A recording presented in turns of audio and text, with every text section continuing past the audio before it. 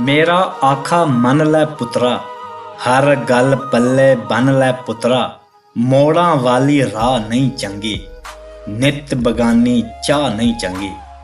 असलों हौला दिल नहीं चंगा, बहुता वड्डा तिल नहीं चंगा। बहुती खिरली वल नहीं चंगी, कंडियों ओले गल नहीं चंगी। तिड़के मारी छाल नहीं चंगी, बहुती लम्मी काल नहीं चंगी। रुखां थल्ले मच नहीं चंगा, ढेर फसादी सच नहीं चंगा। कखां नेड़े अग नहीं चंगी, सिर तो भारी पग नहीं चंगी। बेकदरे दी खो नहीं चंगी, बदो बदी दी मोह नहीं चंगी। इस तो पिछे होर नूं फड़िए, पहलां घर दे चोर नूं फड़िए। करनी अंत अखीर नहीं चंगी, कुत्तियां आगे खीर नहीं चंगी। लड़के कित्ती वंड नहीं चंगी, लून दे नेड़े खंड नहीं चंगी। मंगवी सोच ते चुक नहीं चंगी, सुट के चट्टी थुक नहीं चंगी। कच्ची पिल्ली रुत नहीं चंगी, सब नूं दिसदी गुत नहीं चंगी। अखां दे विच कहर नहीं चंगा, जिब विच भरिया जहर नहीं चंगा।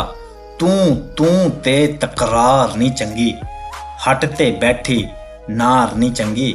वखरी वखरी तौन नहीं चंगी, एवें करनी चोट नहीं चंगी। जेठ हाड़ दी धुप नहीं चंगी, मौतां वर्गी चुप नहीं चंगी। रस्ते दे विच बेर नहीं चंगी, सुलह विच करनी देर नहीं चंगी। ए गल्लां जे भुल जावेंगा, पुत्रा जग ते रुल जावेंगा।